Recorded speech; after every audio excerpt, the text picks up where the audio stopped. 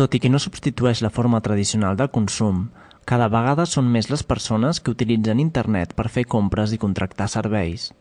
Aquesta modalitat, degut a la rapidesa, la comoditat i la facilitat dels processos, animen cada dia a més gent a utilitzar-la.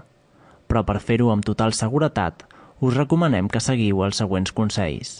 En primer lloc, heu de comprovar que la pàgina és segura. Per fer-ho hi ha dues maneres. La primera és l'aparició d'una S a continuació de les lletres HTTP en la direcció electrònica de la pàgina i la segona és el símbol d'un cadenat tancat a la part inferior del navegador. També és una garantia de seguretat que la web disposi d'un segell de qualitat de l'Agència de Qualitat d'Internet, IQA, o Confiança Online.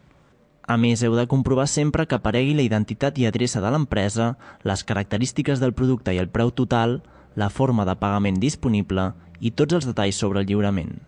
Un cop realitzada la comanda, el comerciant us ha d'enviar un justificant de recepció en el termini de 3 dies i l'entrega s'haurà de fer efectiva en els següents 30 dies, a menys que s'indiqui expressament un altre termini.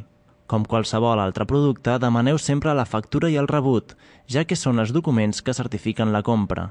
Disposeu d'un termini de 7 dies hàbils per desistir o anul·lar la compra sense penalització i sense la necessitat d'indicar-ne els motius.